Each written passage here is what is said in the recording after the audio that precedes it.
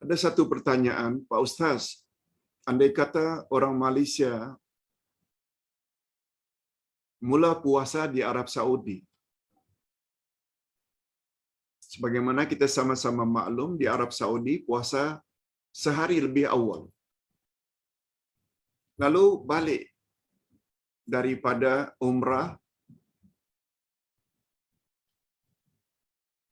ternyata hari raya kita di Malaysia lambat daripada Arab Saudi. Taruhlah jatuhnya akhirnya kalau kita puasa juga jadi 31 hari.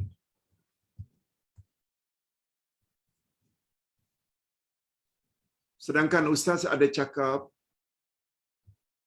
puasa antara 30 dengan 29. Betul? Bukan Ustaz cakap, Rasulullah yang cakap.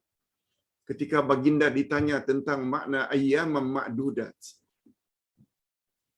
Hari-hari yang berbilang-bilang itu berapa hari? Ya Rasulullah, puasa Ramadan. Nabi isyaratkan dengan tangannya 3 kali. 30. Wa ahyanan, sometimes, Nabi gerakkan 2 kali. Kali ketiga Nabi lipatkan ibu jari. 29. Oleh sebab itu, puasa tidak boleh 31. Puasa juga tidak boleh hanya 28. Oleh sebab itu, bila sampai di Malaysia, yang belum lagi berhari raya, kalau kita berpuasa bermakna puasa hari yang ke-31, pandangan Ustaz, sama ada kita tidak berpuasa atau puasa sunat saja. Puasa sunat saja. Karena di situ belum diisytiharkan 1 Syawal. Yang haram itu 1 Syawal. Tapi tempat itu belum diisytiharkan 1 Syawal. Nah, andai kata terbalik. Apabila balik di Malaysia, ternyata puasa kita ternyata hanya baru 28 hari. Jadi hari raya di Malaysia, kita kena ikut berhari raya dan tak boleh berpuasa. Sebab itu diisytiharkan 1 Syawal. Namun demikian, nanti dalam bulan Syawal, qada 1 hari lagi. Sebab bilangan puasa Ramadan, kalau tidak 30, 29.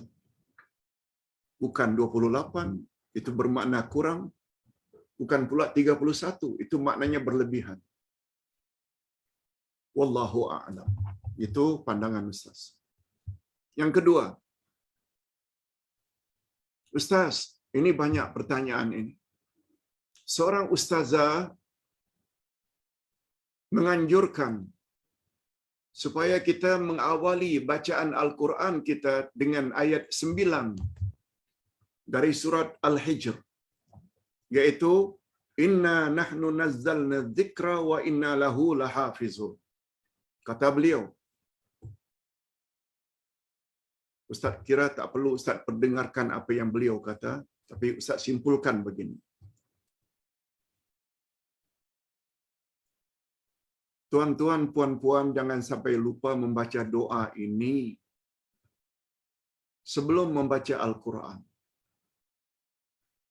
Doa itu tertera pada ayat 9 dari surat Al-Hijr. Siapa yang membaca itu sebelum dia membaca Al-Quran, ternyata ketika dia membaca Quran tersalah, maka malaikat-malaikat akan memperbetulkan kesalahan bacaannya itu. Dengan adanya pembetulan dari malaikat, baru bacaannya itu naik ke langit, diterima oleh Allah.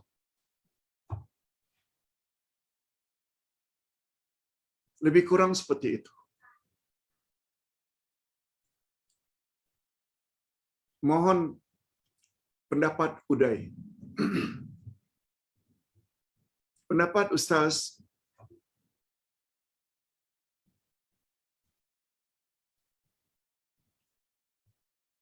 apa yang disarankan oleh ustazah tersebut bercanggah dengan Al-Quranul Karim ayat yang ke-98 dari surat An-Nahl yang berbunyi A'udzubillahi minasyaitonir rajim. Wa idza qara'tal Qur'an fasta'iz billahi minasyaitonir rajim. Bila kamu akan membaca Al-Quran, hendaklah awali dahulukan bacaanmu itu dengan a'udzubillahi minasyaitonir rajim. Bukan ayat 9. Karena syaitan paling tak suka kita membaca Quran, Allah suruh kita supaya baca a'udzubillah dahulu. Bukan ayat 9 surat Al-Hijr. Surat Al-Hijr ayat 9 bukan doa. Itu kenyataan daripada Allah. Jaminan daripada Allah. Inna nahnu nazzalna dzikra wa inna lahu lahafizun. Artinya, sesungguhnya kamilah yang menurunkan Al-Quran dan kami pula lah yang akan memeliharanya daripada dipalsukan.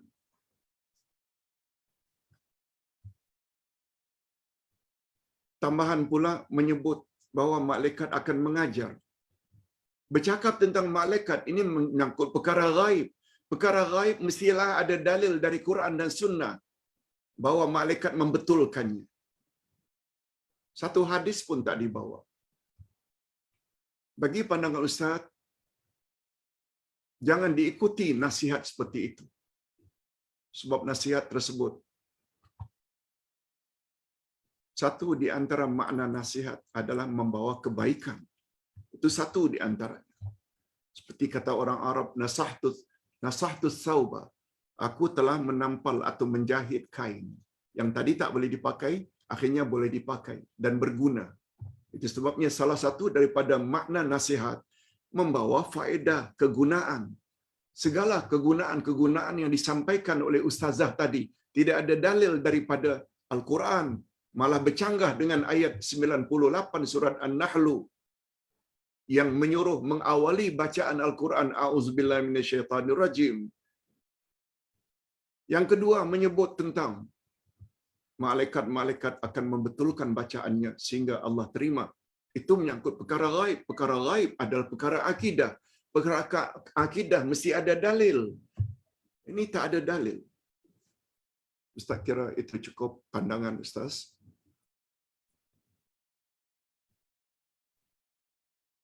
Pak Ustaz, apa pandangan Pak Ustaz terhadap kata-kata ini? Kata-kata ini bagus Ustaz baca. Dia dalam bentuk poster.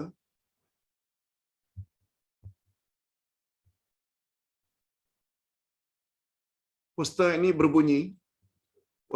berbunyi. Ini posternya.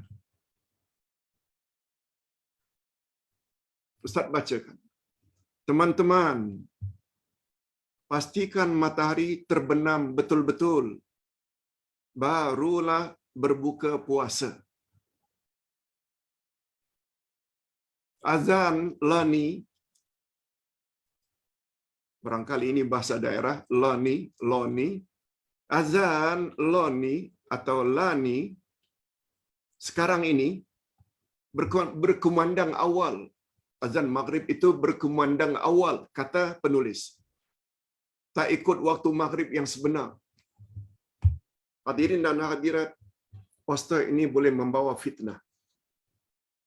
Seolah-olah penguasa, terutama JAKIM, AIKIM, radionya, telah mengumandangkan azan belum masuk waktu maghrib. Ini satu fitnah besar. Andai kata yang membuat poster ini dengar, sila anda tarik balik kenyataan ini. Sebab bila betul apa yang anda cakap ni, semua puasa orang jadi tidak sah. Di JAKIM, di AIKIM, banyak ulama, banyak pakar rujuk. Mereka sudah tentu akan mendapat teguran dari mufti-mufti di seluruh negeri. Andai kata memangnya laungan azan itu tidak pada waktunya. Sebab itu berbahaya kepada umat Islam. Oleh sebab itu, terhadap poster seperti ini, jangan percaya. Ustaz ulang sekali lagi, teman-teman pastikan berbuka puasa setelah matahari terbenam. Sebab sekarang ini azan berkumandang agak awal, tidak ikut waktu maghrib yang sebenar. Pandangan macam ini sangat berbahaya. Orang macam ini diharap pihak penguasa perlu amankan. Tak tahulah dengan bagaimana caranya, panggil dan beri nasihat. Sebab membuat orang jadi keliru. Sebab semua kita tahu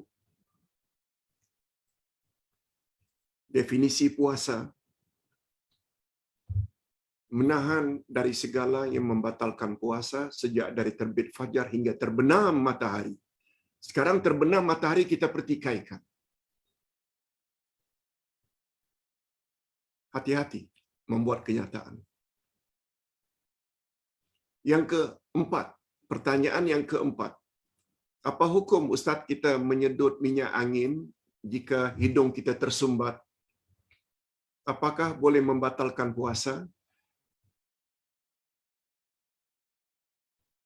Walaupun terdapat perbezaan pendapat, tapi pendapat yang lebih kuat tidak membatalkan puasa. Lain halnya menyedut rokok. Isap, kemudian keluarkan di hidung, walaupun tak masuk ke dalam, itu rokok. Confirm batal. Tapi kalau sekedar minyak angin, hidung tersumbat, Vicks, kita letakkan di sini sedikit, supaya lega.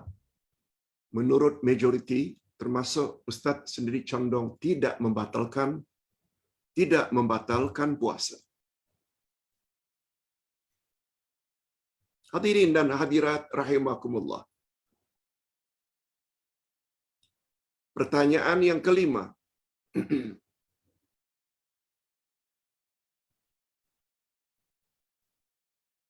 Pak Ustaz,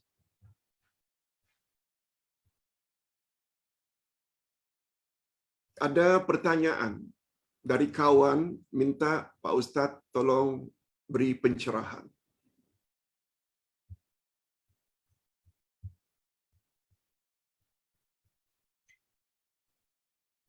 Swab test dekat hidung boleh tak membatalkan puasa? Hadirin dan hadirat, swab test ini hanya di hidung, di bahagian luar saja. Dia tidak sampai ke kerongkongan, apalagi sampai di perut. Ustaz cenderung dengan pendapat banyak mufti, termasuk mantan mufti wilayah persekutuan, Dr. Zulkifli Al-Bakri, kata beliau swab test melalui hidung tidak membatalkan puasa. Tidak membatalkan puasa. Ustaz kira ini saja yang dapat Ustaz sampaikan. Lengkap atau genap 1 jam pertemuan kita, 5:30 ke 6:30. Itu yang Ustaz termampu. Kita akhiri dengan doa. Alhamdulillahirabbil alamin. Wassalatu wassalamu ala asyrafil anbiya'i wal mursalin wa ala alihi wa sahbihi ajma'in. Rabbana ighfir lana dzunubana wa liwalidina warhamhum kama rabbawna shighara. Rabbana hab lana min azwajina wa dzurriyyatina qurrata a'yun waj'alna lil muttaqina imama.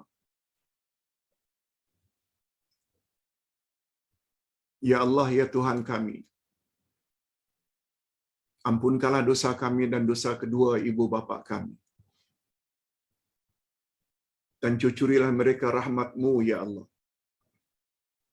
Sebagaimana mereka telah didik kami sejak dari kecil. Ya Allah, ya Tuhan kami, berilah kami pasangan hidup dan zuriat keturunan yang menyedapkan pandangan mata dan hati kami. dan jadikanlah kami pemimpin bagi orang-orang yang bertakwa. Ya Allah, ya Tuhan kami, sebentar lagi akan sempurnalah puasa kami hari yang kedua. Kami mohon ya Allah, Engkau terimalah puasa kami, salat kami, doa kami. Lebih-lebih lagi doa pada hari kami sedang berpuasa. Dan lebih-lebih lagi doa yang kami panjatkan berhampiran dengan masa berbuka. Sebab itu semua di antara doa-doa yang tidak Engkau tolak. Itu di antara doa-doa yang Engkau akan kabulkan. Oleh sebab itu kabulkanlah permohonan kami. Ya Allah, perbaikilah agama kami, sebab Dialah yang akan mengatur segala urusan kami. Ya Allah, perbaikilah dunia kami, sebab padanya kami menjalani kehidupan kami.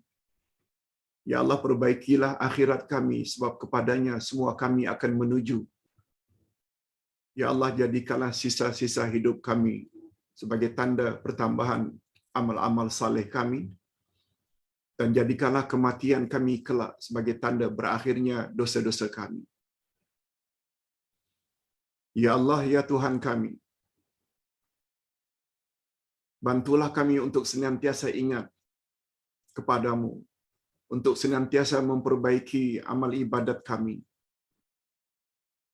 dan untuk senantiasa mensyukuri nikmat-nikmat Engkau birahmatika ya arhamar rahimin. Allahumma arinal haqqa haqqan warzuqna ittiba'ah wa arinal batila batilan warzuqna ijtinabah. Ya Allah, perlihatkanlah kepada kami kebenaran akan kebenarannya dan beri kami kekuatan untuk melaksanakannya. Sebaliknya, perlihatkan jugalah kepada kami kebatilan akan kebatilannya. Perlihatkan juga kepada kami kesesatan akan kesesatannya, dan berilah kami kekuatan untuk menjauhkan kesesatan dan kebatilan itu sejauh-jauhnya. Ya Allah, ya Tuhan kami, Engkau Maha Penyembuh segala bentuk penyakit. Oleh sebab itu, sembuhkanlah semua penyakit kami, semua penyakit anak cucu kami, semua penyakit yang melanda kaum kerabat kami, begitu juga jemaah kami yang sedang sakit tak kira di mana mereka berada. Sembuhkanlah ya Allah dengan kesembuhan yang sempurna. Ya Allah, ya Tuhan kami, hanya Engkau saja yang Maha Penyembuh. Adhibil ba'sa rabban nas, ishfi anta syafi la shifaa illa shifa'uk, shifaa'un la yughadiru saqama. Ya Allah, ya Tuhan kami, masukkanlah kami ke dalam golongan orang-orang yang layak dan berhak mendapat Lailatul Qadar. Allahumma ja'alna min ibadikal muwaffaqina bi Lailatul Qadar. Ya Allah, masukkanlah kami ke dalam golongan orang-orang yang mendapat taufik dan restu-Mu untuk mendapat Lailatul Qadar. Wa sallallahu ala nabiyyina Muhammad wa ala alihi wa sahbihi ajma'in. Subhana rabbika rabbil izzati amma yasifun. Wa salamun alal mursalin. Walhamdulillahi rabbil alamin. Subhanakallahumma wa bihamdik. Asyhadu an la ilaha illa anta astaghfiruka wa atubu ilaik. Wassalamualaikum warahmatullahi wabarakatuh.